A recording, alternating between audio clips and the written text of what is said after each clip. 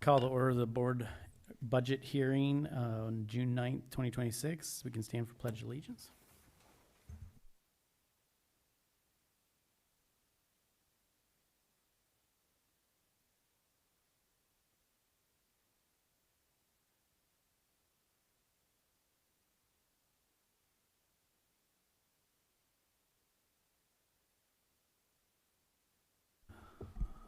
This is the opportunity for public comment. A member of the public may address the board briefly for up to 3 minutes or request to be scheduled on the agenda for a future meeting. Please note that students will be given priority and to speak on any topic.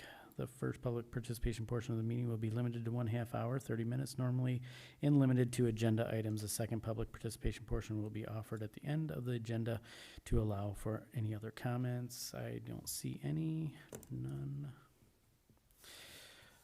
Revisions and approval of the agenda. Can I have a recommended motion to approve the agenda as printed?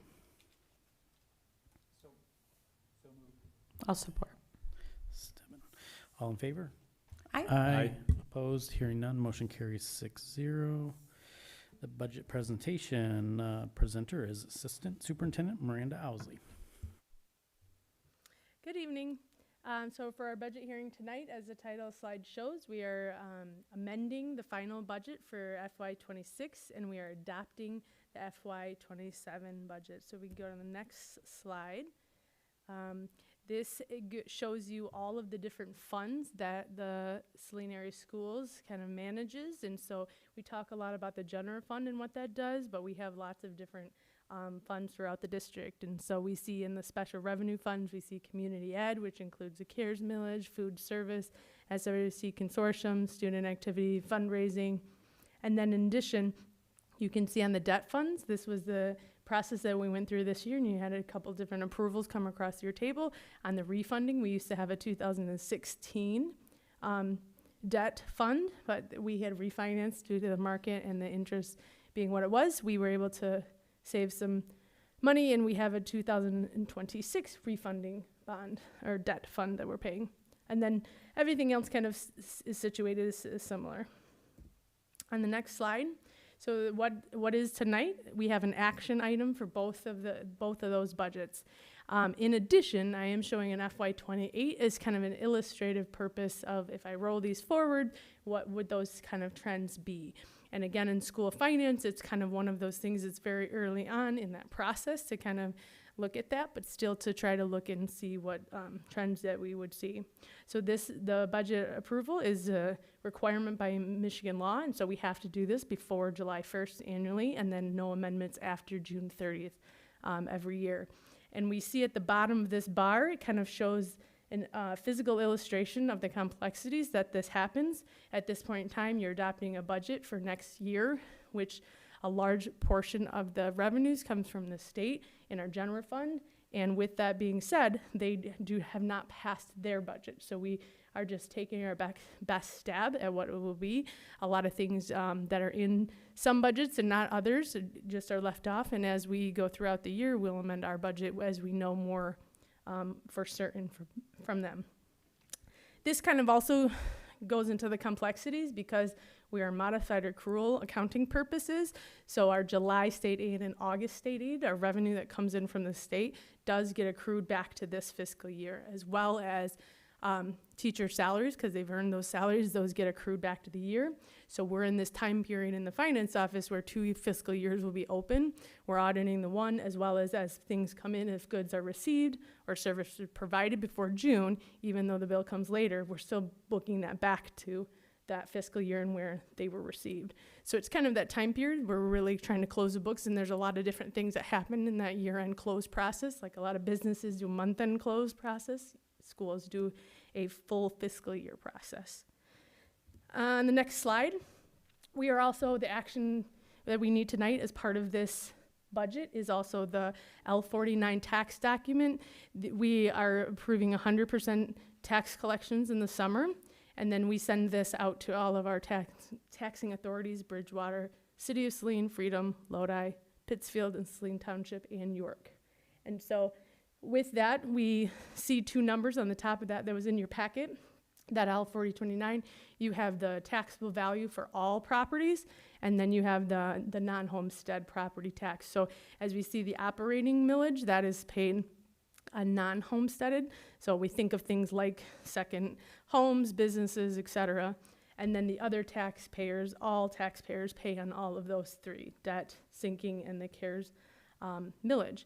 And we do see that this year Headley rollback did affect both of our sinking and our CARES millages. As our tax value goes up, the mills goes down. And so that's all set by the taxable value by all those properties, and then also then goes out to the county and then comes back to us for that information. So what is exactly a mill? Every 1,000 of taxable dollars equates to $1 of tax. That's kind of an easier way to think of it. On the next slide, we kind of talk about the general fund and how we get the dollars into our general fund. So one of the things that's complicated is that even though we take in that 18 mills, that does not equate to, if that goes up, that we automatically get a higher revenue.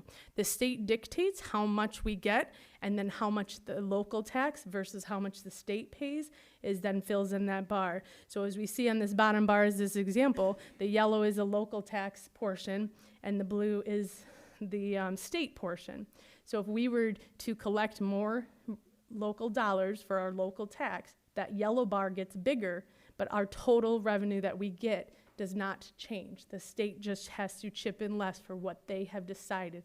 This was all a funding model that was set back in 1994, Proposal A, and so that's really how our general fund operates. So it's a really important thing to remember, and each one of our funds and taxes work very uniquely, so it is kind of complex in how those revenues do flow to the school. And on the next slide, this zooms into our general fund revenues. And so we see in the white columns that those are the actuals for those fiscal years. And then in the yellow is our current June amended budget for this past current year, so 25, 26. In the kind of purple bluish in the middle, that's our original budget we are adopting for next year. And then we have an illustrative year for 27, 28 in the farthest blue column. So one of the important parts that I wanted to show this year was we talk about the unfunded liability, the 147C funding. Now that is a funding that comes from the state. We recognize as revenue, but then we turn around and recognize expense and pay it back to the pension system. So the state pays us and we turn around and pay it back. We have to flow this through our revenues and also all across all of our salaries and our expense side of things. But it's very one of those things where it does skew our budget. As you can see a lot across this line, we were at 5 million, 9 million, 6, 4, 5. That's all a net zero change to our district, but also makes our numbers kind of up and down throughout the year. So I kind of wanted to show, if we remove that, what does that revenue look like over the years? Then in the next column, you see on the top, we are taking out some of those calling out some of those one-time sources for the state and federal sources. And then that's the number here at the bottom line is taking out the 147 and the one-time kind of grant things. We see in the yellow column for this year's budget, we were recognizing some grants for state and also federal for some of the electric buses that we purchased approved numerous years ago, but they just finally arrived this year. So this is the year that we actually recognize those grant revenues and those expenditures. The same thing with Filter First is another grant that's sitting in our general fund that normally would be a project we would do out of bonds, but we have revenues coming in to cover those costs. So it kind of shows backing out some of those one-time things that skews things. Another thing that rolls through our revenues that are a large portion of purpose is our enrollment. So obviously a per pupil allotment is how the state dictates our funding. And in this budget for this next year, I am budgeting a -10 student loss. So in general, we are seeing a little bit of trend in our class cohorts improving, so that in some of the other years we had budgeted a deeper student loss, and last year we ended up being slightly above that. So we're following that trend again this year and what our numbers are in the current. And then the following year, I have it actually as a complete zero of the remaining flat. As for the foundation, this current year, all three budgets, the House, Senate, and the Legislative have, or the Executive, have 250 per pupil student increase, and so that's coming to a 10,300 in total, but the 250 is across the board. I caution a lot of times there has been years that they've all been the same, and still at the consensus it comes out different. So it's not a for sure thing, but it is what we're working off of at this point in time. The following year I have built into that one a 200 per pupil increase, bringing the total foundation up to 10,500. Some of the big things also in this year's revenues is that I can continue to budget an increase for our intermediate sources for our special ed Act 18 dollars, and then also some of our CTE millage funding that will flow to us to offset some of those teacher costs that are in there. And as I said, in the budgets are not settled, so there's no new grants and things like that. That's illustrative here. Those will be something we would pick up as our amendments come throughout the year when we know which things that they have decided on.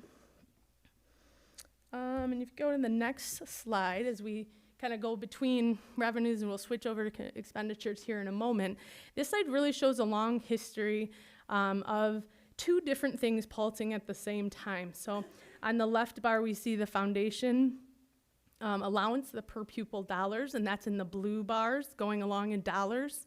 On the right side, we show the retirement rate, and that's in red. That's the percentage that we pay for every dollar salary, how much we have to pay to the retirement system for that employment.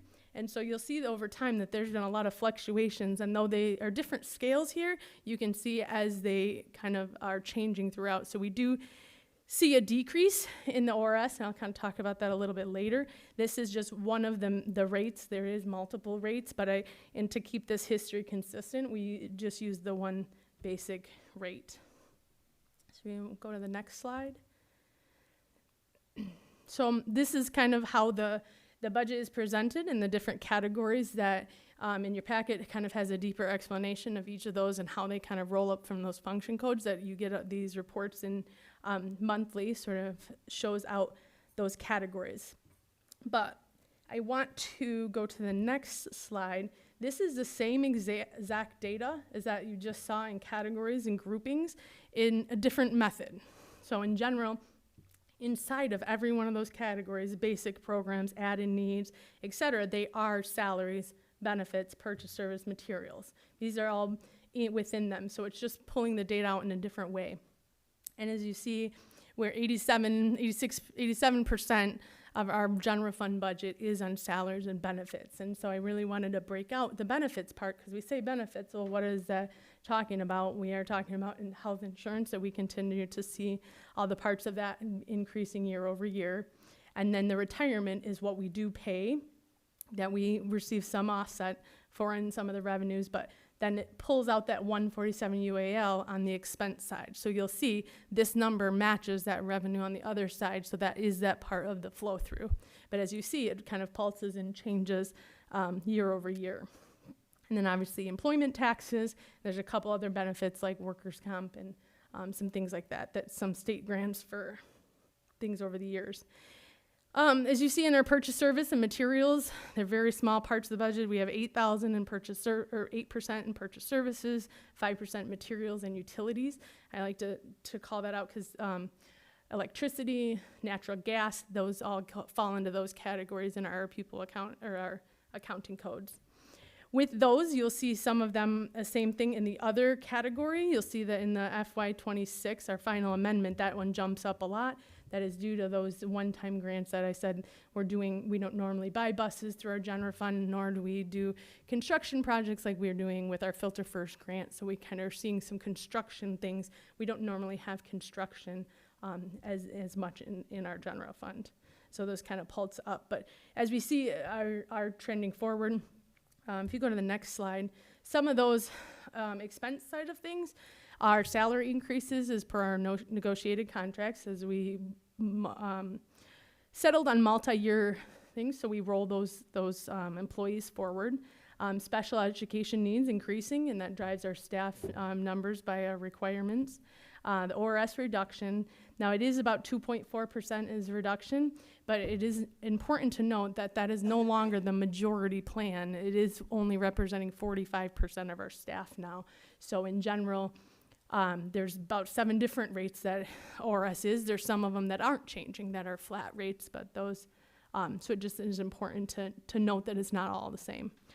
We are continuing to see insurance and utilities be significant increase. Those are national trends that we're seeing as well. And then we're always kind of thinking ahead on what we can do to our buildings and continuing to lower those utility costs. And we're hoping to see, as we mitigate future costs in things like solar and things like that, that we're doing throughout our buildings.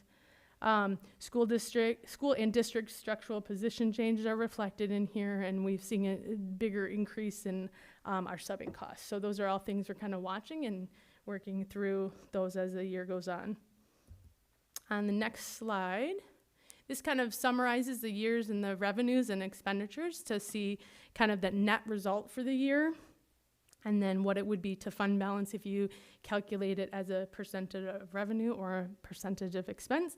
I have them both on there because at one point in time, the My School data, where's the online that you can see it, they use one number, and then I know in our audit presentation, they'll use the other, they'll do it off the revenue. So I kind of have both there, so you can kind of see when other people are using different numbers for us, that could be a reason. Are they doing the fund balance as a comparison to this or to that? So it kind of shows you kind of that depending on how someone would calculate that might get to a different number. So then that shows you those 3 years.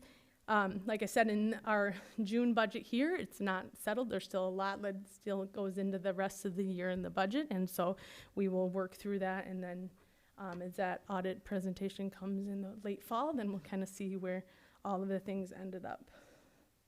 If you go to the next slide. This just kind of gives the same thing. It goes back in history quite a bit, all the way to 98. Kind of shows where Saline schools has been in terms of fund balance. And like I said before, we kind of have a starting point for this budget. This gets the year starting, gives the school an authorization to kind of move forward, but then we'll also make changes as we go, as we continue to see what the state rolls out for us and adjustments that we make throughout the year to kind of continue to work through this so that we do not land in exactly the downward slope that is shown here. And the next slide.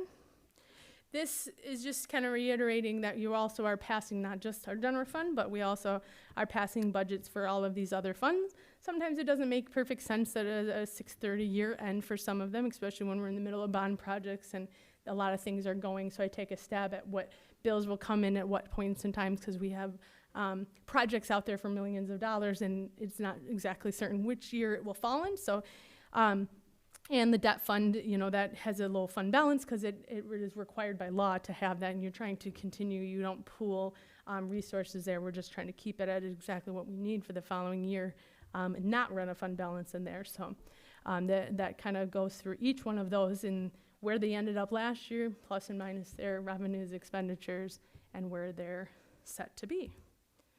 Next slide. And this is time for any questions. Do we have any questions? Am I on? I just have a comment or two. First of all, I liked the net zero line. I think that's new this year, right, on slide 6? Yes. All right, that was very helpful, just eliminating the strange variances we had. I just want to say to you and the board and anyone, I really appreciate your budgeting skills, despite the fact that we're waiting on a lot of information at the state level. And I also want to comment on that we really appreciate the fact that you are so intimately aware of what's going on in the district that you can make that you can take care of the estimates of costs really easily. I mean, what did you say? How many hundreds of lines you had to go through to? Thousands. Thousands, yeah, underestimated for you. I noticed that there was no bridge check required this year. Correct. Our fund balances allows us for cash flow to not need to borrow and not pay people we pay interest. We are actually now investing our funds in MyLAF. It's a Michigan-based services for schools, and so we are actually earning interest, and that was one boiled into our local sources. We are now seeing an increase of the interest we are earning now on those funds. I appreciate that you're leveraging that money so well. Thank you. Yep. That's all I have, really. Miranda, you had a slide that discussed local tax versus state tax for the funding. Can you explain a little bit so we can have the better correlation as if local taxes increase, property values increase, the state will reduce money to the district for overall funding. Can you explain that a little bit? Yep. Yeah, that slide. So there. this slide here, if the state dictates that are set for the year, and they, as of now, we don't know this for this year, but in general, if they pick a per pupil amount, and we have 46 million. If we collect 14 million in that yellow bar in state taxes, we don't see anymore. The state will just pay us the difference. All of our taxes get reported to the state, and they will assume that you are collecting 18 mils on that, regardless if you do, you don't. And so the big outside red piece on that slide, it is what it is because what the state says. Where I get that sources from can vary, but the state dictates how much in total that is, yes. So if they dictate it's there, we gain more taxes, the state just pays less, and we are still what the state says we are. So if property values go up, projects go up, the overall funding Still stays the is same. dictated by the state, correct. Thank you.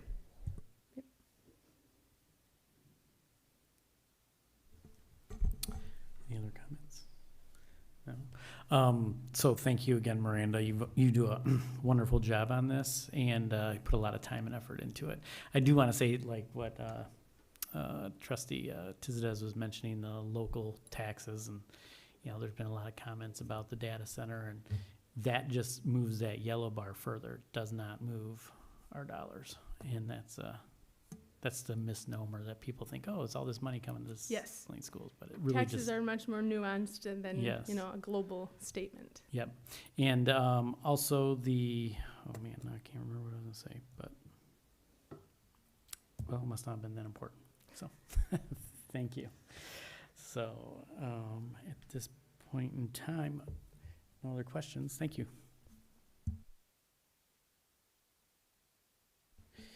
Can I have a recommended motion to adjourn the budget hearing on June 9th, 2026 at 6:24 p.m.? So move Tizadez. Support McVeigh. All in favor? Aye. Aye. Opposed, hearing none, motion carries 6-0. Thank you.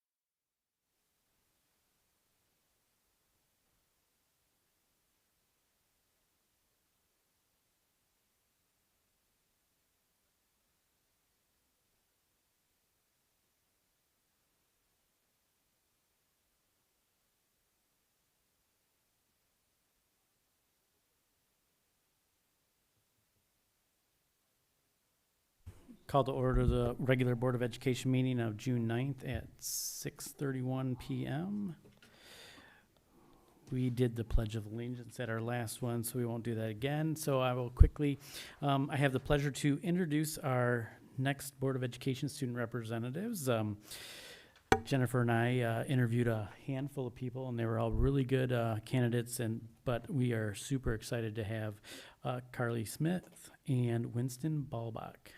And so if you guys want to come up here, you can kind of just give a quick little...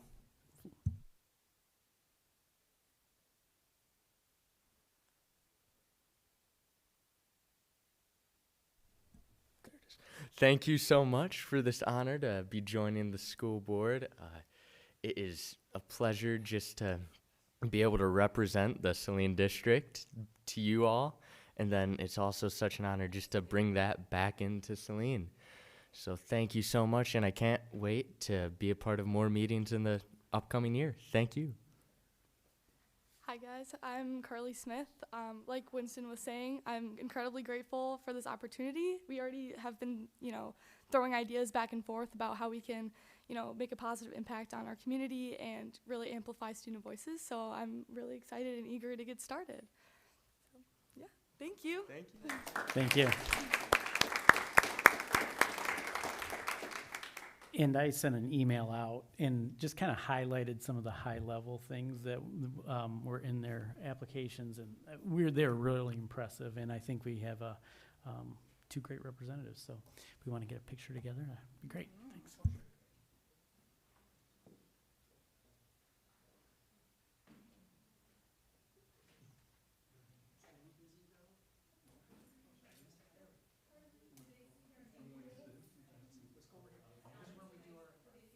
Okay, good to know. Good to know. All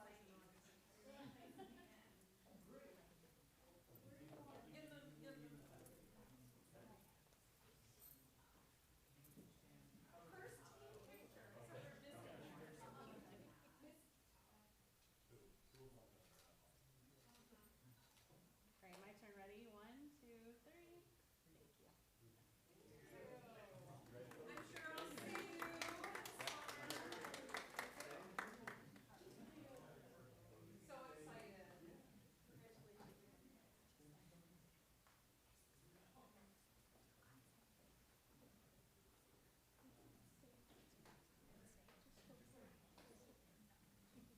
You could stay for the whole meeting, I suppose.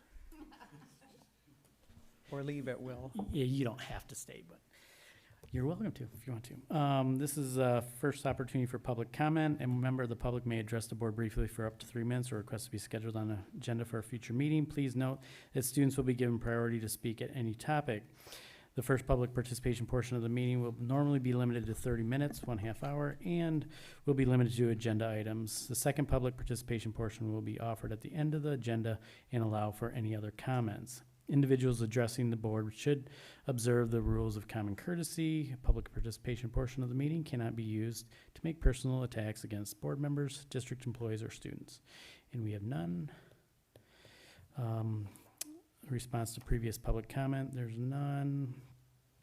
Can I have a recommended motion to approve the agenda as printed? So moved, Stebbin. Support, Berwick. All in favor? Aye. Opposed, hearing none, motion carries 6-0. And administrative and board committee updates, superintendent update. Hello, everyone. Happy June. Last week I had the time of my life. Now, you might think that means watching last day clapouts or possibly the beautiful and wonderful Saline High School graduation, watching our seniors cross the stage, and that was absolutely a very truly beautiful day.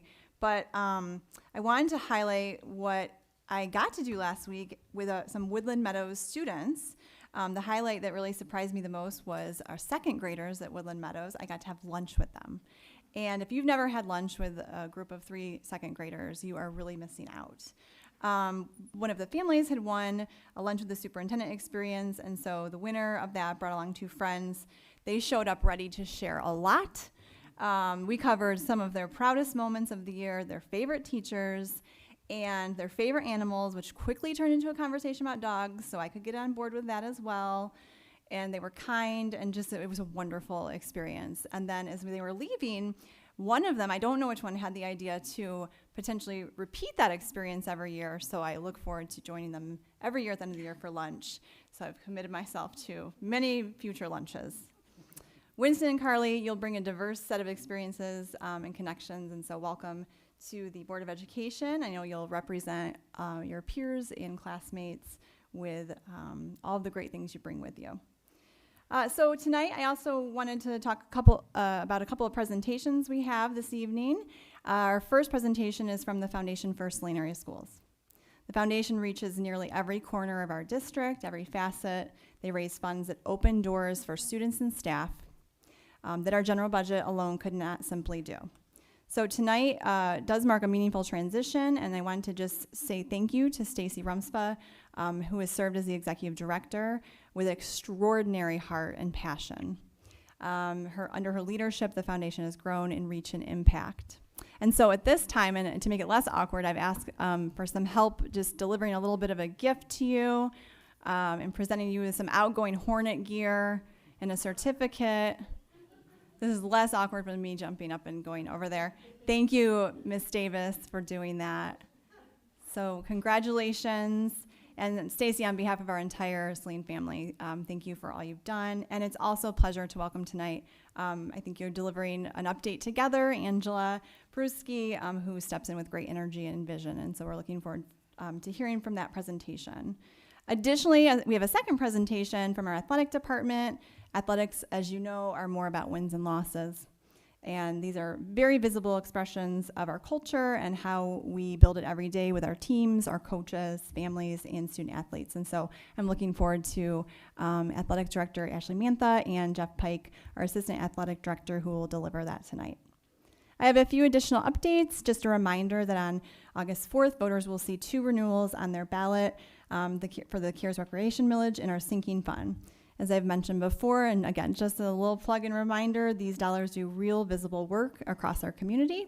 This millage supports our senior center, the Ellen Ewing Performing Arts Center, and the community pool recreation, and all kinds of other things that happen at Liberty here, like our after school, before and after care, preschool, and our Sinking Fund. In conjunction with that, we're bringing both for renewal, lets us care for our buildings, security, technology, and helps keep classroom dollars and general fund dollars right where they belong, close to students and classrooms. Additionally, as promised, I wanted to offer a brief update, as I committed to doing so, on the due diligence process for our Early Childhood Center and the future of early childhood programming. The work continues. It's moving in the right direction. Since we last met and I last provided an update, we have been laser focused on the needs of students and meeting with our partners to begin developing what the building will look like, and simultaneously working through that due diligence process. And again, as we've shared, we continue to work towards closing later this summer on that property and working in the work ahead. On our agenda tonight is our annual budget, and I just wanted to talk about a couple of things regarding that. Our district continues to be on strong ground. We are always navigating changing landscapes of public education funding, for sure. Right now, we have one of the healthiest fund balances in our history that was built with intentionality, and this year's budget draws on some of it purposefully. So we are planning from a position of strength, and while we are continuing to make good decisions and build structures and systems that are proactively addressing costs along the way. Lastly, summer does not mean the work around here stops, and for that, I am grateful too. I will spend a rare stretch of quote-unquote uninterrupted time, the same way continuing to dig into the feedback of our community and to continue to work on our policy with our policy committee and our strategic planning process, which will be wrapped this summer, so I'm looking forward to some of that time. A special thank you to our community education team, our summer staff, and those in buildings who will work quietly, and maybe not quietly, all summer to get us ready for August. And I just wanted to say, as I close my book on the first year here, I keep returning to just 2 simple words, and that's thank you. Thank you to our students, our families who have embraced me and the leadership that I bring to you, our teachers, paraprofessionals, and all of the people in this district that do great things for students. Thank you to the board for your steady guidance and partnership. And truly, it has been an unforgettable school year. Thank you. General and committee updates.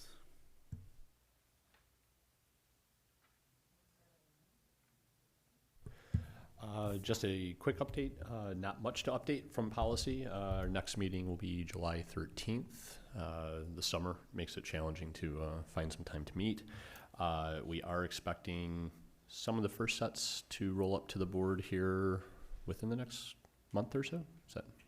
So we're making good progress. It's a large project, so that's it. And just congratulations to all the graduates. First time I got to be on stage for that. That was exciting. I also think that Dr. Kowalski's plans as we move forward with graduation and the other events that we'll have around graduation, I think are very exciting. So a lot of good stuff to come in the upcoming years.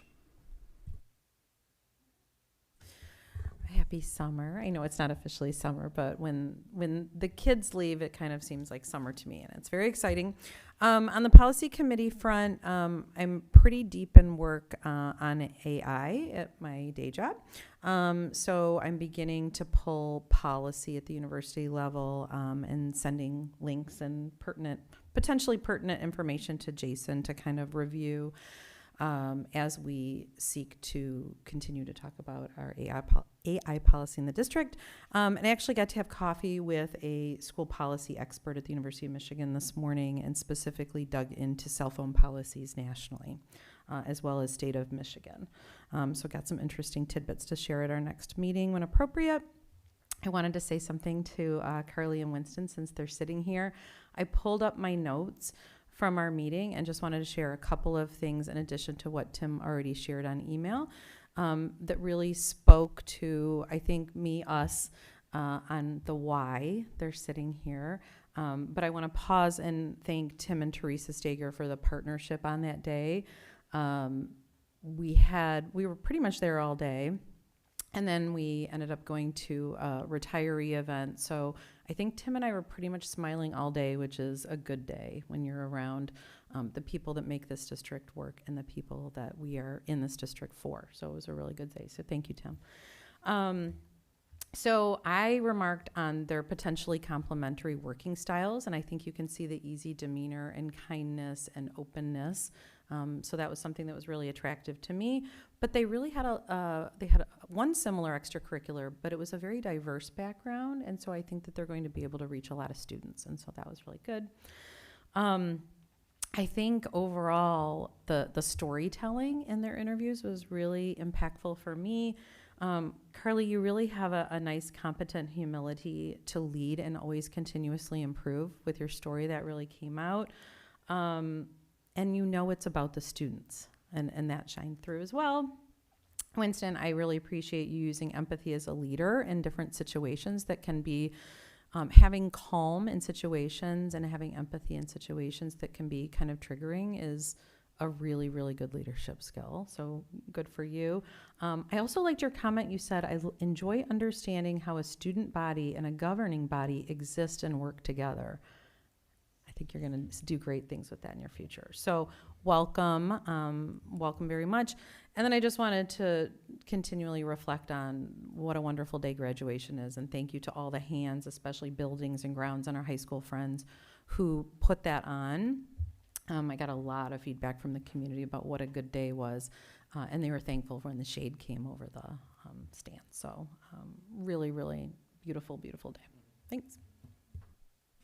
So I have no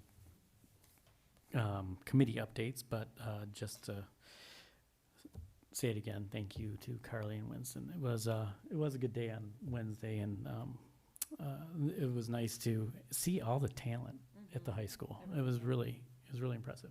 So that was good. And then also, can't say enough about the graduation. That's probably one of the best days to be a board member, to be up there and see the smiles come across the stage and they're moving on to a different stage of their life. And so that's pretty neat. And thank you to Rachel for her first year and her team. You guys did a lot of work and you're doing a lot of things. Thank you. I just wanted to say congratulations to all of our recent retirees. May you fill your days with more things that bring you joy. Also, congratulations to our recent graduates, and as well to everyone who made graduation such the amazing event that it was. I would like to say welcome to our new 2 student reps and everybody, staff, students, recent retirees, everybody enjoy your summer as much as possible because it will be over quickly. Yeah, I got to sit through that process of selecting student representatives. It's wonderful to meet you all. And you're going to do great. Don't hesitate to reach out to any of us and ask the hard questions. May 27th, I was at the retirement celebration at the STEAM Center. Great venue. We're really using that with Tim and Jennifer. I have a couple of retirees on my street, and they used to call me Dr. McVeigh. Now they call me Mikey. So on May 28th, I attended the groundbreaking at Heritage. It was a great experience. The 4th graders came out to assist, the 4th grade leadership group, and they're very excited about that. May 30th, we were all invited a few weeks ago, and I don't know if I'm the only one who went. I went in the morning, but I attended the trap shooting with the Saline trap shooting team. I was so impressed. I learned so much. It was a new experience for me. I learned about the safety, and I was extraordinarily impressed. And I understand that Jason has some background in that as well with the safety issues. I was a celebrity guest at the after-school Uno Club at Heritage, and we went. It was great. They played wonderfully until the muffins kicked in. I think the sugar hit. June 4th, I was really saddened to miss the clap out at Heritage. I've gone to the last 7 years. But I was judging at the National Invention Convention at the Henry Ford, which was kind of a great experience. EMU Invent was represented. And as I was leaving, the reason I'm bringing it up now is that a former Saline graduate, Suhani Gandhi, had been flown in to serve as a student representative, an ambassador for the program because of the work she had done supporting the program over the years. And I'd like to see more inventors from Saline in the future, but it was quite good. For the first time, last few years I was doing grade 10. This year I did kindergarten. Oh my gosh, they were great, and I won't belabor the great inventions that came out. Finally, on the 5th, I rolled off my 3-year term on the Governmental Relations Committee. So if you get a chance, please join the MASB committees. This was a great one, 3 years of really interesting conversations. And finally, the SWWC students created this game called Foreclosed. And I actually did take a shot at playing it. I don't know if any of you else did. And I got about 2 minutes into it before I gave up. But it was an awesome game, awesome experience. And these guys are doing, this team is doing wonderful work. That's really all my report. Thank you. Not a whole lot of updates on the athletic committee. I'll let Jeff and Ashley take care of that this evening. However, I did want to just mention how important it is to have trust in your colleagues. And I just want to share an interesting story with Trustee Stebbin. On our recent flight back from Paris to Detroit, we ended up being on the exact same flight, and it was just one of the highlights of my aviation career. It was just such a wonderful experience. And I did make the joke that I hope we're not going to have to appoint 2 new trustees and we make it safely to Detroit. The good news is we did find our way. And But you're not telling the public, in case they don't know your actual profession off of the table, is you were the captain of the plane. that was an intentional omission. All right, so anyways, I look forward to the update from the athletic committee tonight. Thank you. We're going to move on to the action items. Can I have a recommended motion to approve the food service management contract with Chartwells for the 2026-27 school year as submitted by Miranda Owsley, Assistant Superintendent of Finance? Motion, Tisdales. Support, McVeigh. Any questions on that? All in favor, signify by saying aye. Aye. Opposed? Hearing none, motion carries 6-0. Can I have a recommended motion to adopt the amended General Appropriation Act of 2025-26, final amended budget, the 2026-2027 original budget, and the 2026 L4029 tax rates as submitted by, I just lost my spot, as submitted by Superintendent Owsley, Miranda Owsley, Assistant Superintendent of Finance. Motion, Berwick. Support, Ensign. All in favor? Aye. Opposed? Hearing none, motion carries 6-0. Can I have a recommended motion to move to approve the 2026-2027 MASB membership renewal in the amount of $8,654.78 as submitted by Superintendent Kowalski? Move McVeigh. And support Steppen. All in favor, signify by saying aye. Aye. Opposed, hearing none, motion carries 6-0. Can I have a recommended motion to approve the Michigan High School Athletic Association 2026-2027 membership resolution as submitted by Superintendent Kowalski? This is required to maintain membership for junior high, middle, and senior high school and most of the must be formally adopted by the Board of Education. So move Steppen. Support Tizities. All in favor? Say aye. Aye. Opposed? Hearing none. Motion carries 6-0. Can I have a recommended motion to approve the Michigan High School Athletic Association application to form and support the boys and girls swim and dive cooperative team with Tecumseh beginning in 26-27 school year as submitted by Ashley Mantha, Director of Athletics? So moved Steppen. And support McVeigh. Any questions on that? I actually would like Ashley to, if it's okay, to come up and say a little. I did read the email, but verbal explanation for the community would probably be great. If you or Jeff could do it. Thanks.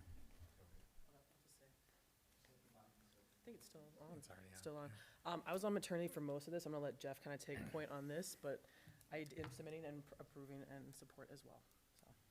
So this is definitely a rare thing, but Tecumseh had their pool condemned, and then it was closed, and then it is either been torn down or is being torn down. The Tecumseh students, therefore, were asking their athletic director and superintendent, where can we participate in swimming? And they had asked all the other schools in their area in Lenawee County that had pools. None of those schools were willing or able to accommodate them. And so the athletic director at Tecumseh, John Zajac, asked us, and though logistically we had some questions about it, we thought in being good neighbors to try to allow their students to continue to participate in sports. So our girls and boys coaches both are on board, pardon the pun, with that. And so hopefully this is something that we can help Tecumseh students do. Thank you. I appreciate the explanation and the support of other students because they want to make memories too. So Right. Thank you. Absolutely. Will they be doing all of their practices here? Yes, there's negotiations still to be had as far as how they're going to do it, because swim and dive is typically a morning and after school sport. And so, especially considering the winter season is the boys' season and driving to and from Tecumseh twice a day, that might be something that we figure out. And there will be some flexibility from both of our coaches to allow the kids to participate. But good question for sure. Yeah. Is this similar to the ski team and so forth? Kind of a it's a different reasoning, but the same idea. Yes, just in the ski team, it's lower numbers and allowing other schools to join to have a team for both of us. Mm-hmm. Our teams would still be participating in both girls and boys seasons. It's really to add an opportunity for the Tecumseh students to join us. Any other questions? All in favor? Aye. Aye. Opposed? Hearing none, motion carries 6-0. Thank you. Can I have a recommended motion to approve the following new courses to be added to the 2026-2027 Saline Middle School course catalog as submitted by Kara Davis, Executive Director, Teaching and Learning? Beats, Bites, and Books, Middle School Elective, grades 7 through 8, full year course, A-B schedule. I would like to make that motion. Okay. Support Tizities. Any questions on that? No? All in favor, signify by saying aye. Aye. Aye. Opposed, hearing none, motion carries 6-0. No.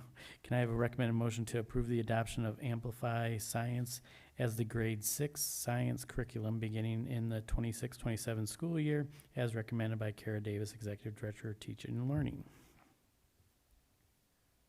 Also, I'd like to move that.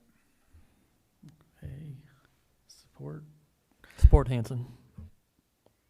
Any questions on that? No. All in favor, signify by saying aye. Aye. Opposed, hearing none, motion carries 6-0. Can I have a recommended motion to approve, to approve the recommendation of Train US Incorporated to provide the HVAC mechanical equipment for the Saline High School pool renovation in the amount of $696,197.40 as submitted by Rex Clary, Executive Director of Operations.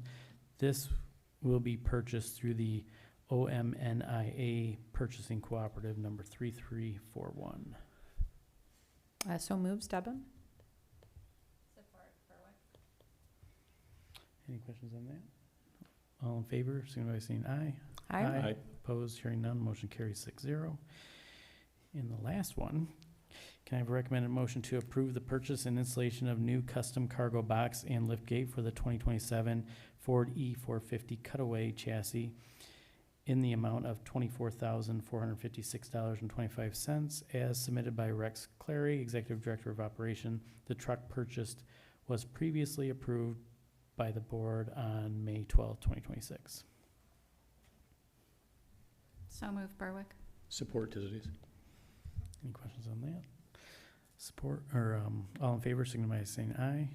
Aye. Opposed, hearing none, motion carries 6-0. We will now move on to scheduled reports. The Foundation of Saline Area Schools Good job, Rex. update, yeah.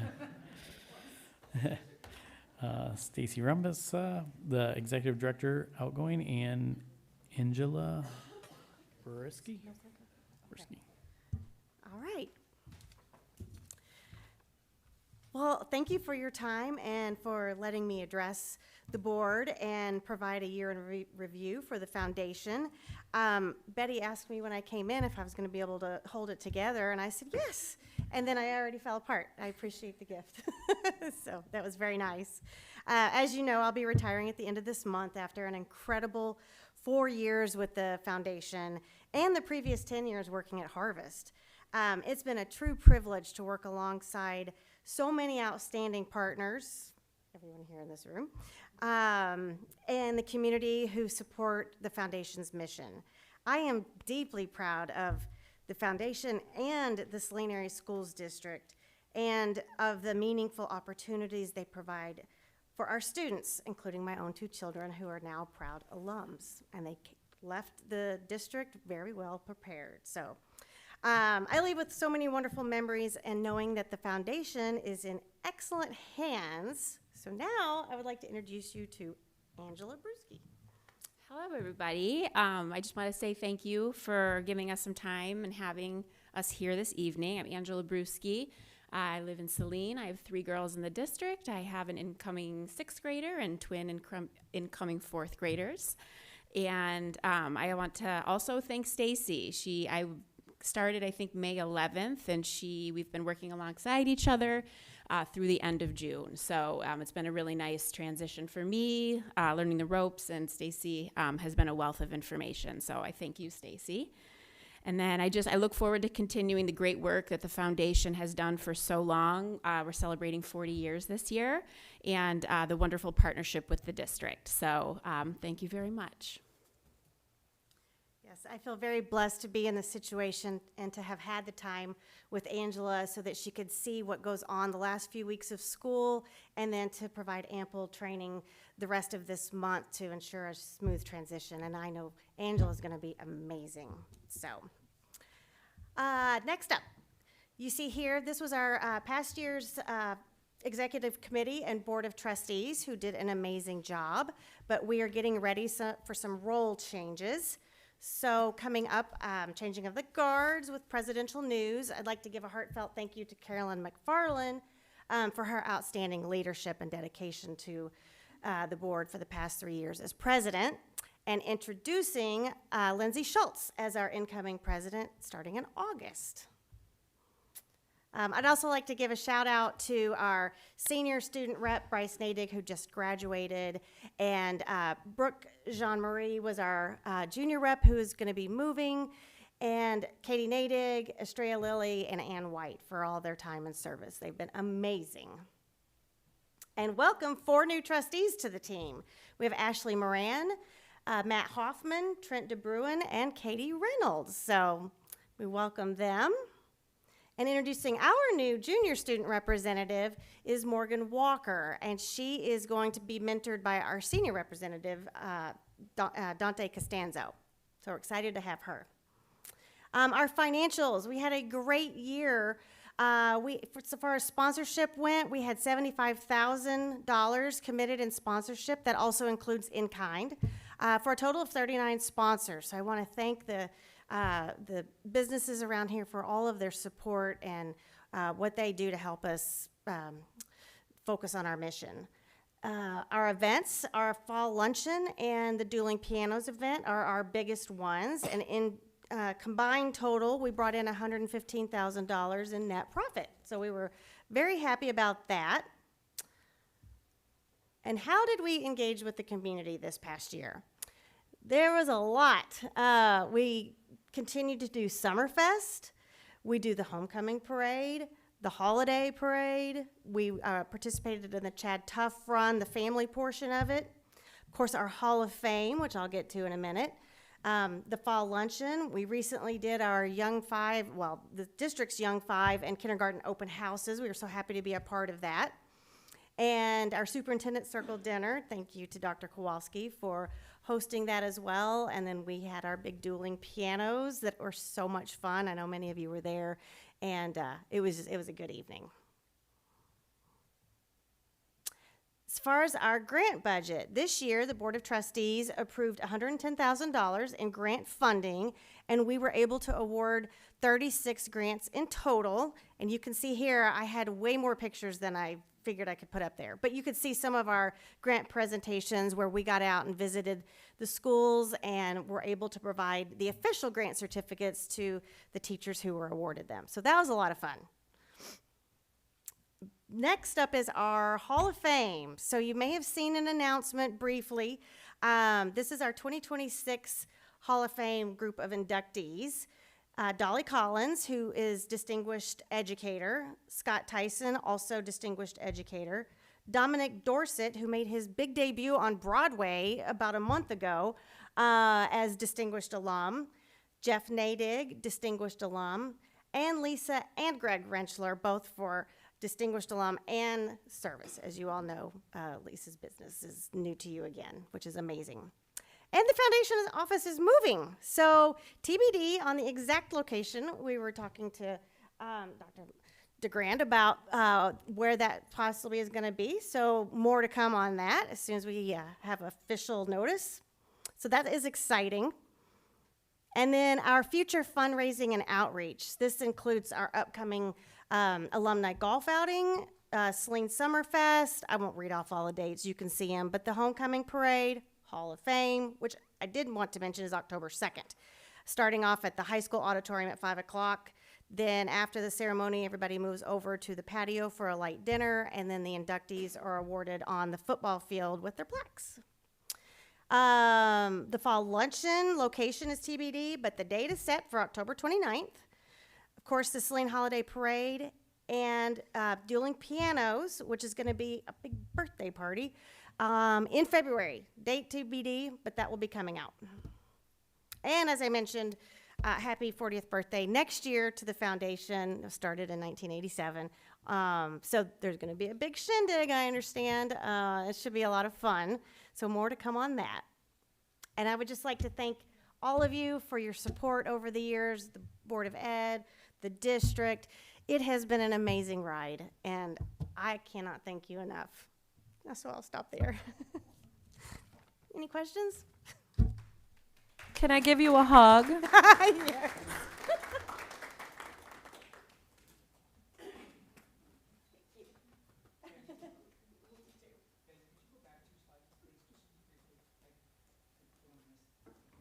Oh, yeah. Well, that is all I have, unless you all have any questions. Thank you. Thank you. Our gift is no questions because we know you.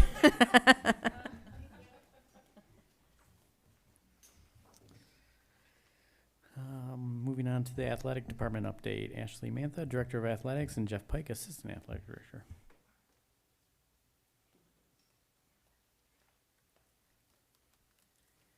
All right, I think she left it on for us.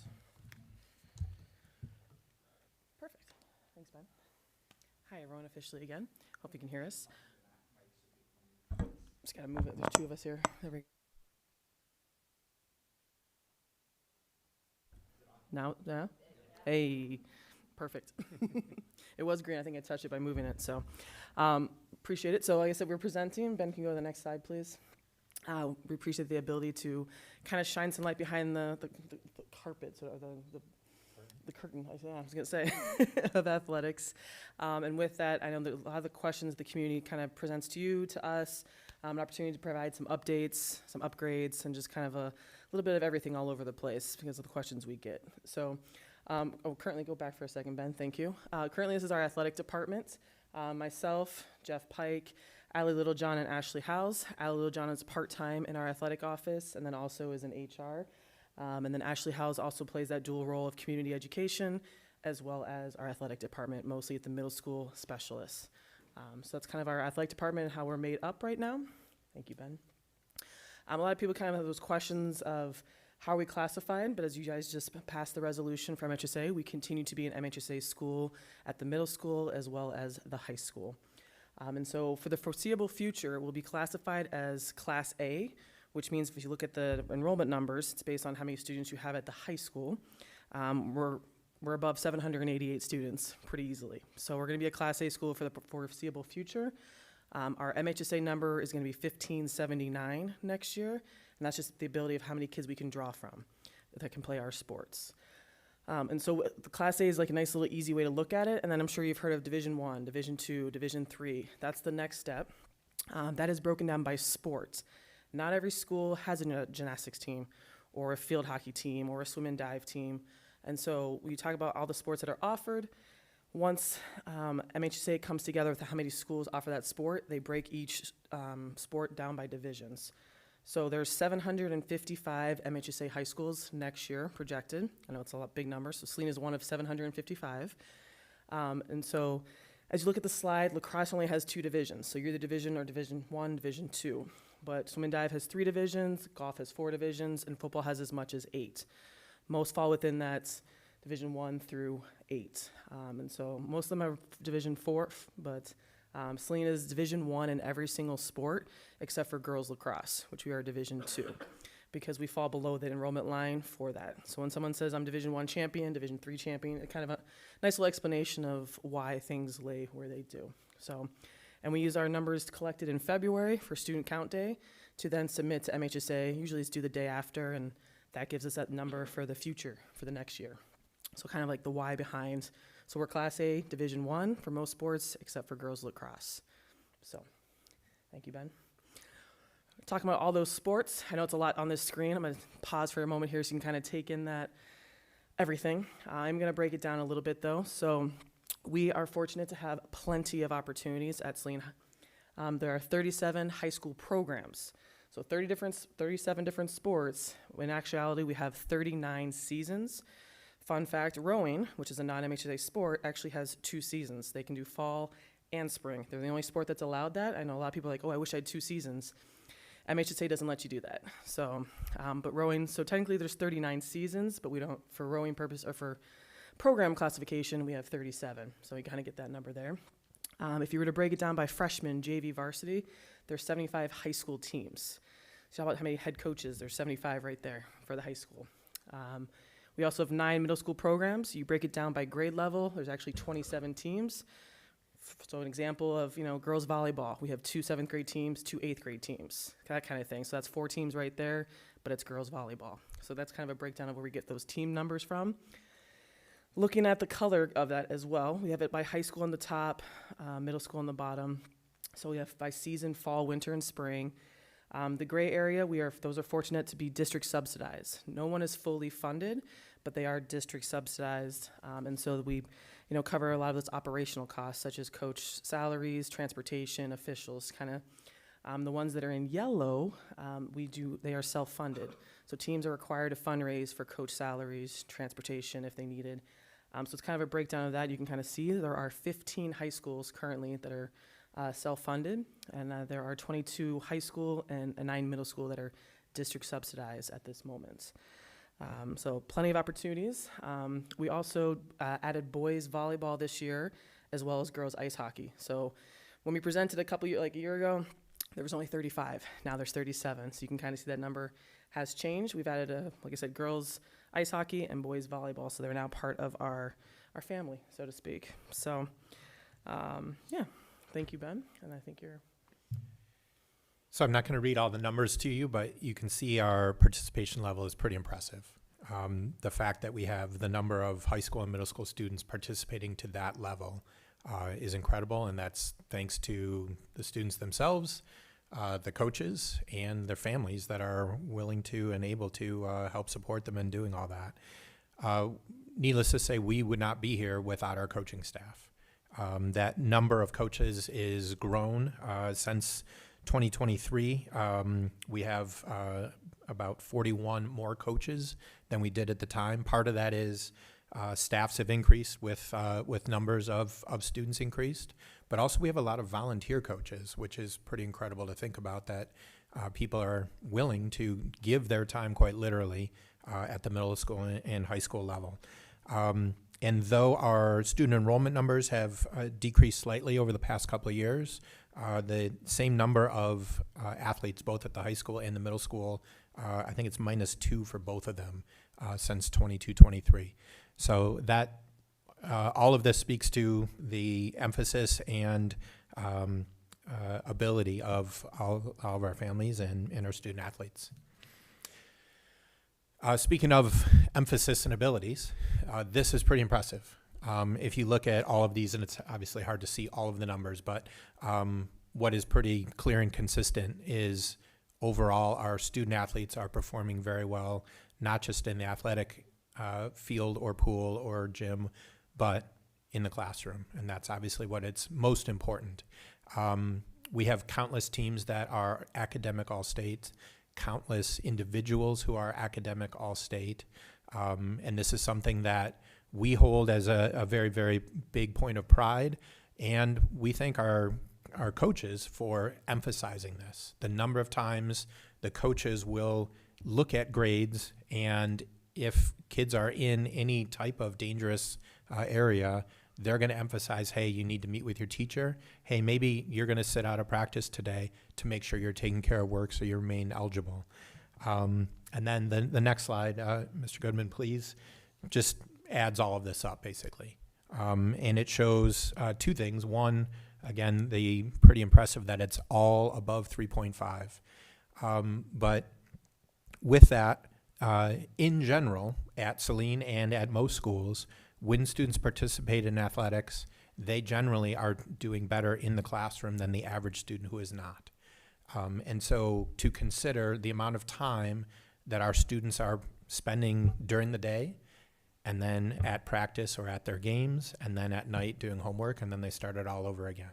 So pretty impressive stuff, and very thankful to all the students and teachers and families for what they do. We got some other fun numbers. So with the finances of it too, a lot of people wonder, athletics gets everything. There's millions of dollars. It's not just us, right? It's a district's commitment to that. It's facilities, it's bond, it's the care grants. There's a lot of things that go into it. So just kind of showing those numbers of what is actually allotted and where that kind of goes from our end. So around 2% of the general fund is taxpayer dollars. That is basically what this past year we were budgeted for $1.48 million. And so that's what we kind of use for all of our big operational costs, which I'll explain on the next slide. But there is something called the athletic student activity counts. Not many people are familiar outside of our purview of clubs and activities and athletics of what that is. But basically each team is in charge of their own activity account, which is basically like a checkings account. So it's basically fundraised dollars, right? So all those things that the general fund can't pay for, that gets to come from there. So each head coach is in charge of that account. So there's a baseball count, there's a golf count, there's a soccer count. It's not just athletics. So if you're talking about we're going to do hotel rooms or team meals or uniforms, spirit gear, all that kind of fun stuff, that comes from individual teams. And right now, It fluctuates by season. So, but right now, when we kind of checked, there was $1.2 million through all of the athletic teams. That's how much fundraising is going into those extra things that the general fund money cannot pay for. So kind of like a quick little big picture, and I'm going to break down athletics even more. So on this slide, you can see that, as I mentioned, that $1.48 million for the general fund. Our biggest thing, like it said, we talk about field maintenance or bond work or care grant, like I kind of mentioned, all these sinking funds, all these different money that comes into it for the whole district. We work in collaboration with others as well. It's not just, athletics mowing the grass or fixing the basketball rims that break, right? It's a collaboration. But where that $1.48 million goes to, most of it, honestly, is salaries and benefits. That's $1.1 million right out the door just to pay our coaches, our department as well. So that's a big part of that. Just like with anything, teachers also, right? That talk about the biggest thing is your salaries, so with budgets. But with that as well, we have athletic trainers that take care of all of our student athletes.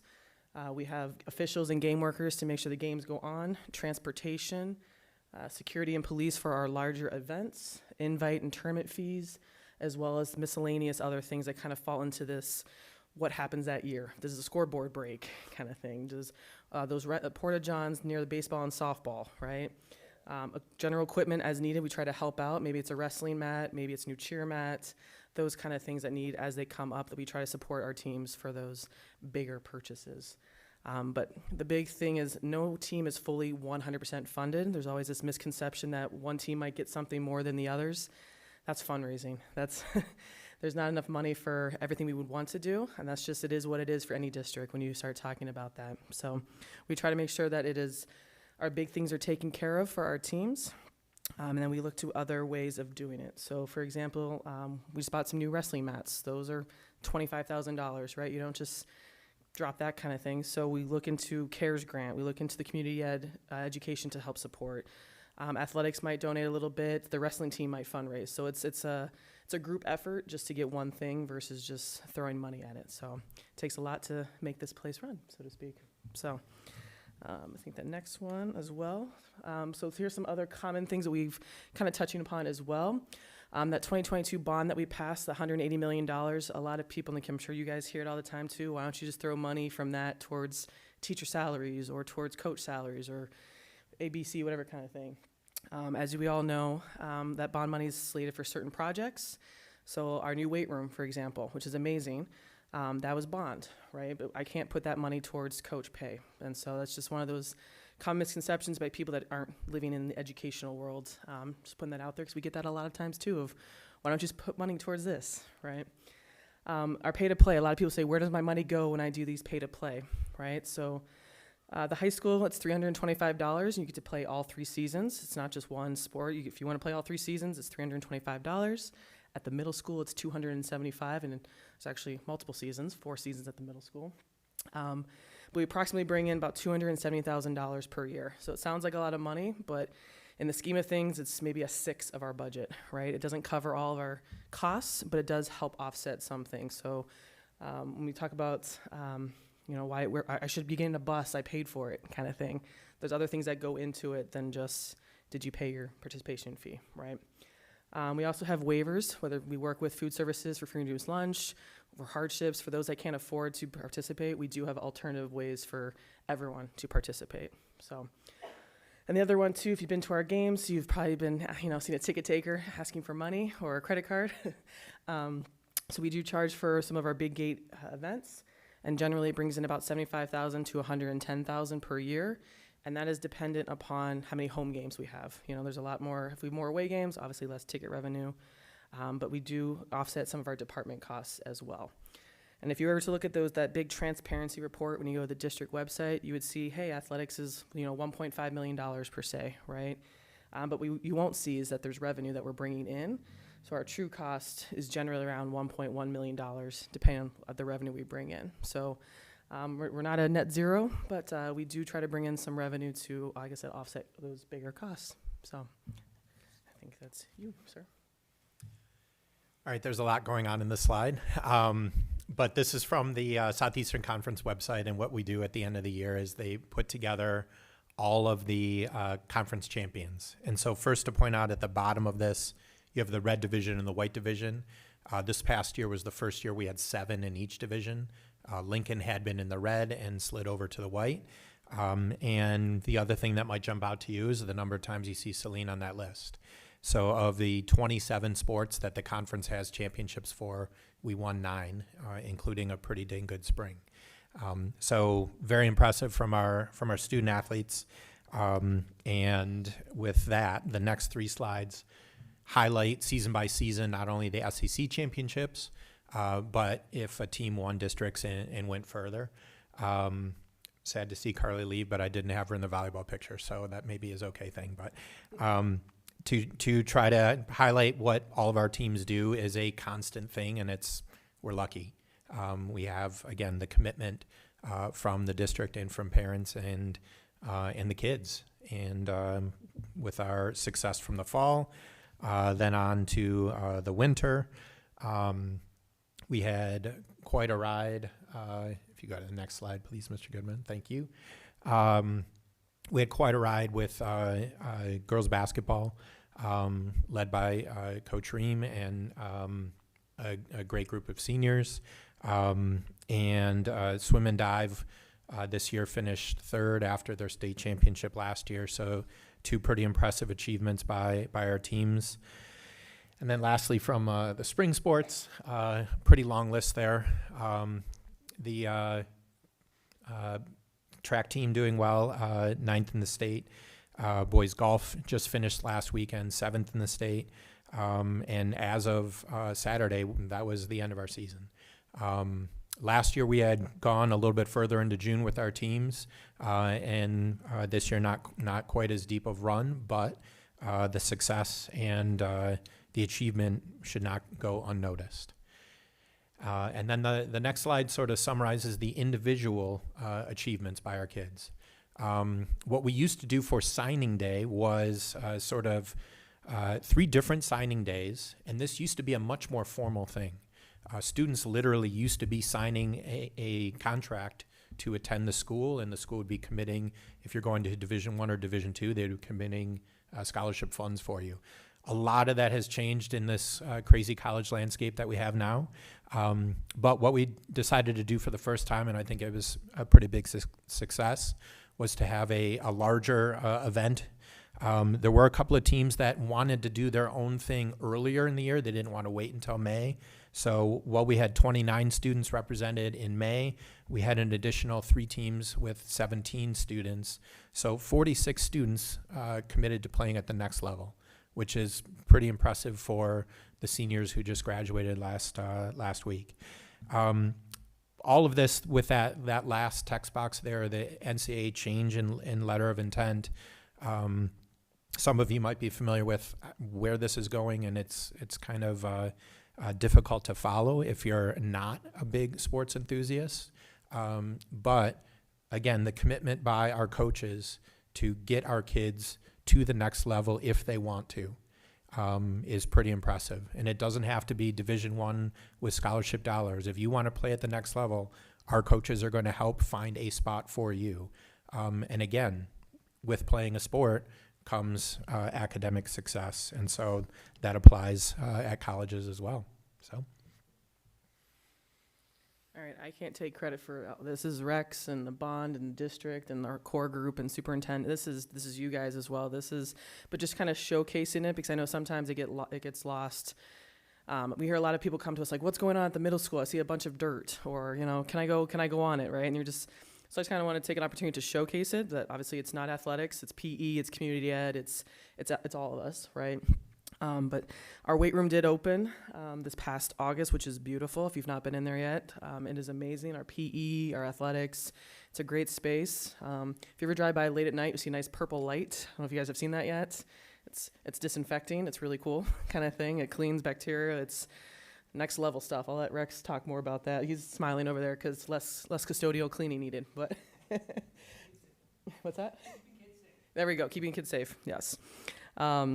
Along with that, too, right now there's bleacher construction again. Last summer, the big side of the bleachers, the east and the west side, got replaced, and right now the north and the south. So our gym will now be beautiful bleachers as well. If you ever walk in there right now, they've been taken out and the construction should be starting shortly. So just kind of like a nice little what's going on, so to speak. Obviously the middle school and the Liberty Complex, that's gonna be a beautiful thing when it opens in the next couple of weeks. We're very excited. I'm sure you all are too. But with that too, like baseball and softball fields, the turf fields, track, pickleball, tennis, the walking paths, it's a pretty exciting time to be part of this district. And like I said, I just wanted to showcase that. Like I said, it's not really athletics, but it's something to be shown for this time that we have with you all right now. With that too, Ben, if you want to go back, appreciate you one more. Thank you. With that, I think in the next week, if not now, Rex can correct me, but the stadium, Hornet Stadium, the ticket area, the concession area, there'll be new fencing, new concrete, those pillars are being removed, just more seamless and beautiful looking for our fall sports. And a lot of, cracks, we're not having some elderly or wheelchair fall as well. So you talk about safety implications as well as just, it's going to look beautiful. So our pool maintenance, spring break, we're starting construction with that. So some upgrades to the pool, which will be very exciting for our swim and dive, our water polo, or SST, all the groups that are in there, our rentals, US Swim. And then finally, our high school baseball and softball complex, which is going to be starting in 2028. So just some kind of amazing things that will be coming. And Ben, if you want to go to the next slide. It's the same photo as the small one here, but it's just one of those just kind of blowing it up. I'm sure you've seen this before. But once again, just putting it out there so that we can kind of see what's coming in a few weeks that our community is going to be able to access. It's really exciting times, and I'm just going to say I'm really excited again, kind of thing. So I don't know if you got anything with that one, but like I said, all these things, it's, the bond, it's sinking funds, it's amazing to see all these different resources come together for these facilities and that we're going to have access to them. So I think the next one, some other updates. Athletic handbook, which also correlates to the extracurricular handbook. So clubs and activities, community ed. We put some focus groups together a few weeks ago. We got some input from our coaches, our students, parents, administrators, kind of getting some feedback of what we might have missed or what needs updating. So there's been a lot of, I think a couple of years ago, Jeff and I, 2023, we did a whole revision. It had been 10 years since it had been touched. So we did a big overhaul a couple years ago, but now we're kind of getting, I want to say into the weeds, but more updates that need to be looked at. Some of those things are just kind of aligning our clubs, athletics, community ed, whether it be what's the structure of it, the realignment, basically making sure our sports systems are more efficient and compliant for our district, as well as offering some more social and emotional resources for our student athletes, our coaches, and then kind of laying out even more expectations from family and coach communications. As you saw before, 226 coaches, they're doing amazing. It's like volunteer or paid. It's a lot of time. People assume, it's even if you're paid, it must be like a salary kind of thing. No, they're getting paid like $1 an hour maybe kind of thing. It's a part-time job and a lot of times thankless job. And so our coaches, just having that protection, it's our job, our department. We're looking out for the safety of our students, but also our coaches. So trying to find that, collaboration between our community, our parents, our kids, and our coaches so that we can kind of, when concerns arise, how can we work through these together, right? It is getting harder and harder to find coaches, especially really good ones. Like I said, it's a part-time job, but we want to support them and make sure this community keeps growing and puts an emphasis towards that. So what else we got? Oh, next one. Here we go. Okay. So with registration, I think too, from those who've heard big teams before, it's our registration scheduling website. They got bought out by Arbiter recently. So we're doing a big overhaul this month. So come July 1st, registration is going to open. You're going to hear event link and final forms. MHSA is using final forms, so we're connecting with them. It's going to be a lot easier for transfers, for registration. It's a lot more collaborative. So instead of living different systems, they kind of sync up nicely. Especially they sync up with Power School as well. So, and hopefully eventually our scheduling system, Elio, which might be switching to another organization. I'll let community ed talk to that perspective. But so we're excited for this, but we are working on that diligently this month so we can roll it out come July 1st because that's our fiscal year and that's when pay to play starts and registration and fall sports start. As you said, summer goes by too quickly. I think you're saying goes too quickly earlier, right? It does because it just ended, but registration starts in like 2-3 weeks for us. For fall sports start August 10th, and that's for all fall sports. So we're trying to make sure we're ready to go and collecting physicals and student safety and all those resources as well. So Ben, next slide, please. Another fun topic that I'm sure you've heard about, not just at the college level, what's done, I'm going to say, wreaked havoc at the college level, and there was a big worry of it coming to the high schools. It's here. January, MHSA approved personal branding activity, so that's what PBA as well, or you might have heard of name, image, likeness, so NIL. A lot of things are, out there, like what do we do, what does it I just kind of give a moment of what that really means for the high school. On the benefit side, it has nothing to do with us, and I mean that as schools are not supposed to be involved, our coaches are not supposed to be involved. It is the individual student and their personal brand. So what that means is that, as you can kind of see, it's their individual enterprise, so there's no arrangement like, hey, can I use your facility? Can I take a photo with the Hornet? You can't use our uniforms. You're not able to use our facilities unless it's a blank backdrop.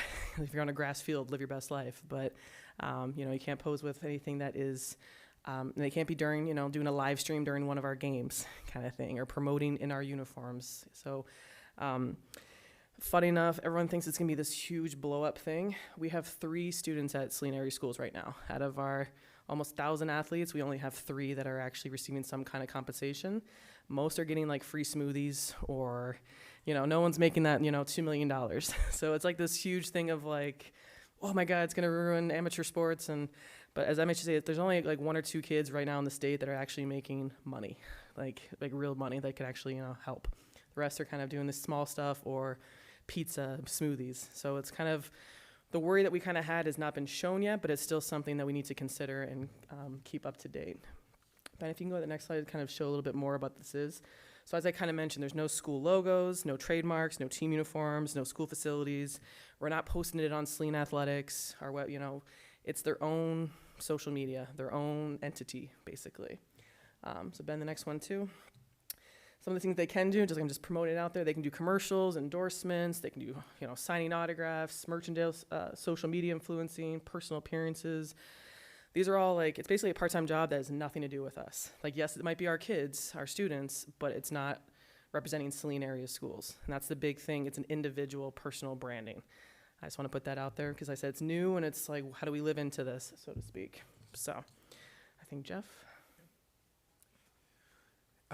Another one with a lot of color on it. Sorry about that.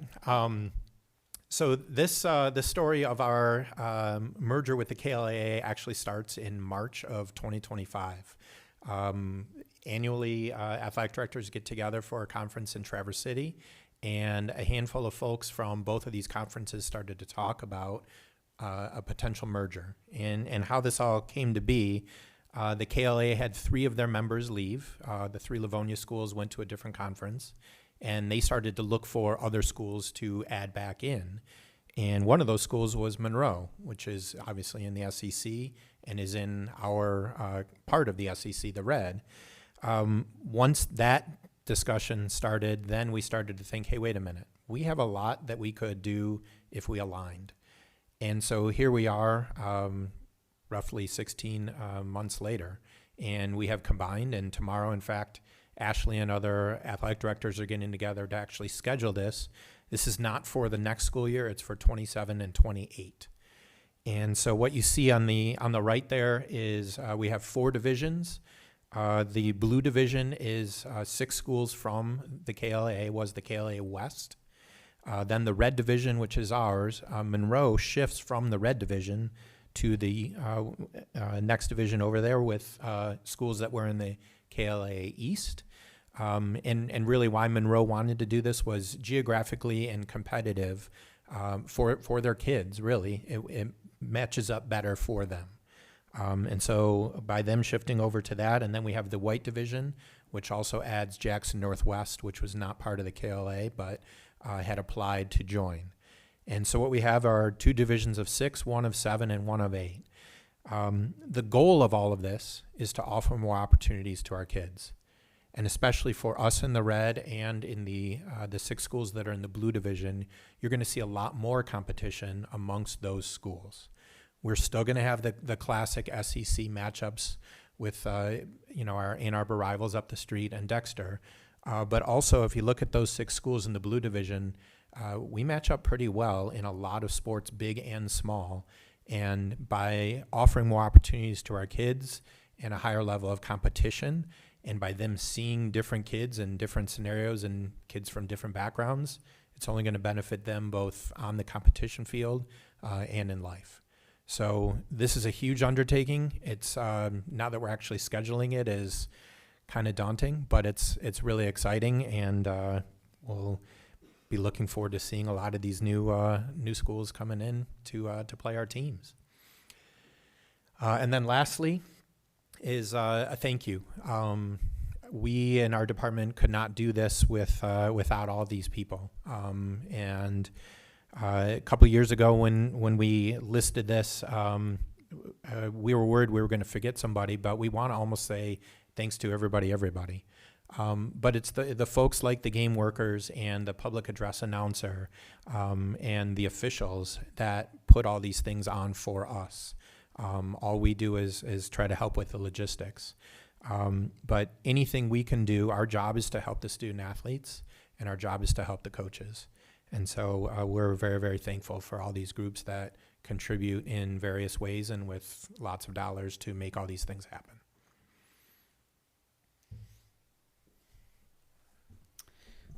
Thank you.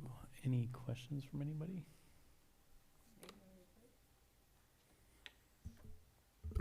I've got a couple comments and then one question. The first is, I really applaud you for the Tecumseh swim and dive, because clearly you had every opportunity to say no, and that's just kind of an easy way out. And sometimes you just got to have the mindset, I got to figure out a way to say yes to this, because it has such a dramatic impact on those students. But not only that, look at the reputation and look at what it says about Saline. I mean, that's a big impact item. The second is, I was really moved by the slide with the GPAs. I had no idea it was that impactful. I have a strong passion that athletes are well prepared with life lessons to go out in the world, because there's just lots of highs and lows.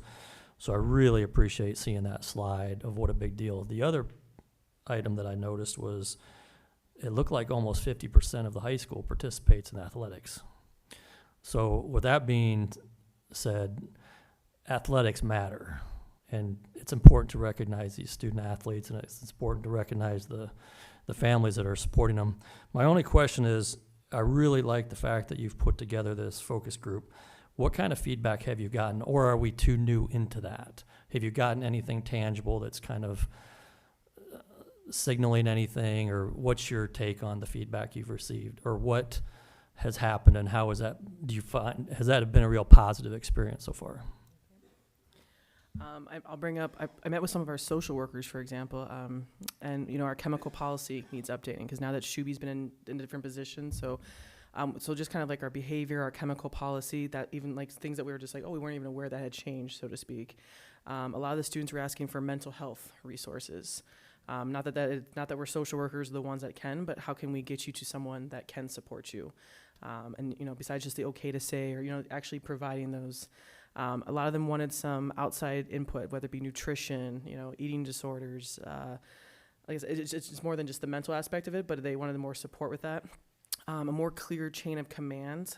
So when I met with a couple of the kids, they're like, we know we're supposed to go to our coach first and then you, but like, what happens if this happens? Like, can you lay out more of situationals, or can you give us some resources on how do we talk to and how do we advocate for ourselves? Because, yes, we say kids should do that, but at the end of the day, they're still kids, and how do we give them those resources to have those hard conversations that are not just playing time and why am I not playing, that kind of thing. So it was very intuitive. The kids were, when I met with them, they'd read the whole handbook, and I was very impressed with them of like, I haven't read the whole handbook in a while kind of thing, right? So there's just a couple things that come to mind right away that we're going to be looking into to revise. Stuff about that.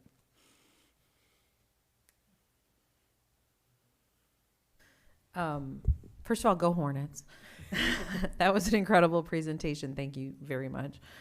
I have to lead with the grade point average as well. Those two slides were so impactful. I mean, I knew the average, but to look at the teams and to really dig into it, it's so important, because it not only shows their student athletes, student first.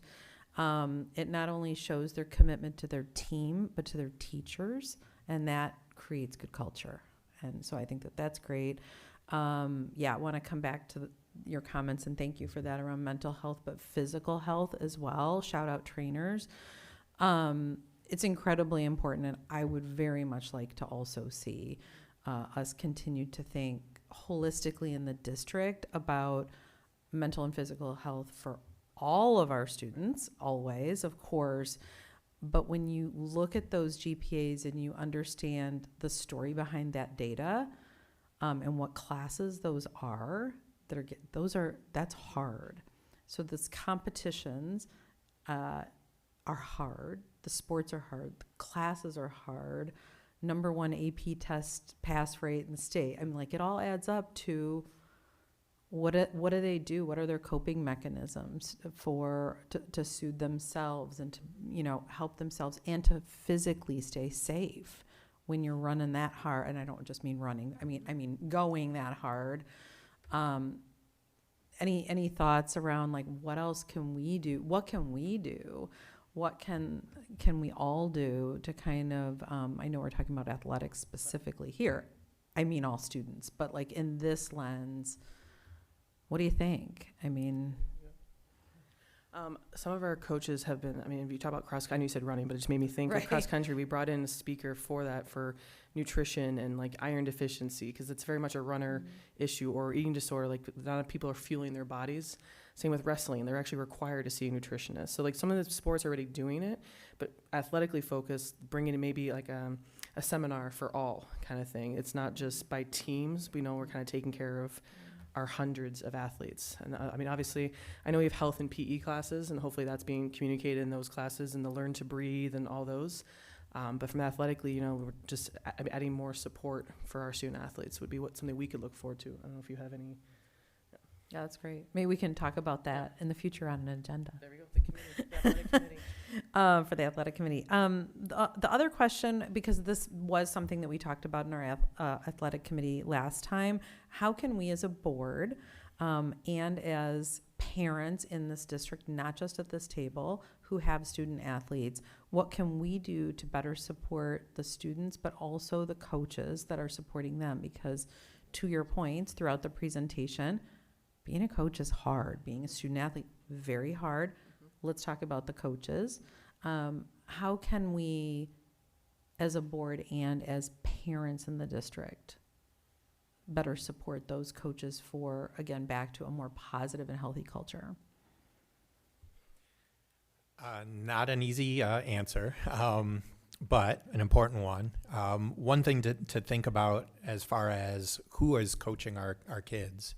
30 years ago, when I was hired in this district, about 2/3 of our coaches were SAS employees. Now we're at about 1/3. And that's not anything that the district has done. It's just a shift in what teachers are doing and who is coming in to coach these sports. As a result of that, I think sometimes there is some unfamiliarity between families and the coaches that they see on the sidelines. And with that, perhaps I don't think they're giving them enough credit for wanting the best for the kids. And it turns into, for some, and this is certainly not a majority, a very small number, but I want the team to do well as long as my kid is part of it and starting or playing a role. And sometimes they don't give the benefit of the doubt to the coach that the coach wants the best for everybody. And as a parent, you have a hard time if your kid is not starting or playing a role, and to be able to step back and hopefully realize that the coach is doing what's best for the team. And with that, sometimes we have to learn how to lose and how to cope with disappointment, and that's adults as well as kids. And I don't know if our environment now, and I don't want to blame social media and all of that, but there's a need for immediate gratification and extreme positivity. And instead of stepping back and saying, wait a minute, I failed, what can I learn from my failure? And therefore next time I can be better. And I could ramble on. I don't know if that really addresses what you're saying. But back to what Ashley said earlier, the amount of time that our coaches give for, not a lot of pay, and not asking you to increase that. But we have to keep all of that in mind. And as a parent, you would hope, I know that my coach is doing their best for their team, and my kid is going to learn and hopefully love their sport when their season is over. That's the best we can ask for. So. Any other questions? Quick one. Go ahead, blame social media. I do. I just want to thank you for the clarification about the NIL and the PBA. I was, it hit us at Eastern, of course, and I was wondering how we were going to deal with it, and it sounds like we have it well in hand, so thank you. Smoothies, huh? Smoothies, yeah. All right. Tropical smoothie. I know there is one district with a world-class athlete in diving, isn't it? Or Cross country. Oh, it's cross country. Yeah. Oh, yes, right, her. Yeah. She is one of the ones I was referring to that is making actual money. I was about 2 years before we had an issue with it. And the parents, if we do end up with an outstanding athlete like that, I know you'll be right on top of it, and training not only the parents, but anyone who may have influence on them. So thank you. I have great faith in you. Thanks. Anything else? Thank you. Thank you very much. Thank you. Thank you, Ashley and Jeff. We appreciate your leadership. Thank you. So we're going to move on to the consent agenda. Can I have, the consent agenda is listed as in the agenda will not be read aloud. The motion noted will allow for the authorization of all listed items without discussion unless a member of the board requests any one of the or all be considered individually. Can I have a recommended motion to authorize the consent agenda as printed? So moved, Stebbin. Support Tizities. All in favor? Aye. Aye. Opposed? Hearing none, motion carries 6-0. And items scheduled for the next agenda. Well, very excited to bring you special education department updates on a very collaborative presentation that's already being built. So I'm excited about that. It does seem like the policy committee will be able to bring potentially the first reading of our anti-bullying policy. So we'll be working with the policy committee in the interim to make sure that that's ready to go. And then per the MASB superintendent evaluation model, there's a mid-year progress report that would be conducted in closed session. Thank you. This is the second opportunity for public comment. Member of the public may address the board briefly for up to 3 minutes or request to be scheduled on a future agenda, and we have none. Next Board of Education meeting will be held on July 14th, 2026 at 6:30 p.m. in the boardroom here. Can I have a recommended motion to adjourn the regular Board of Education meeting of June 9th, 2026 at 7:49 p.m.? Motion Tizities. Support Berwick. All in favor? Aye. Aye. Opposed? Hearing none, motion carries 6-0. Thank you, and see y'all in a month.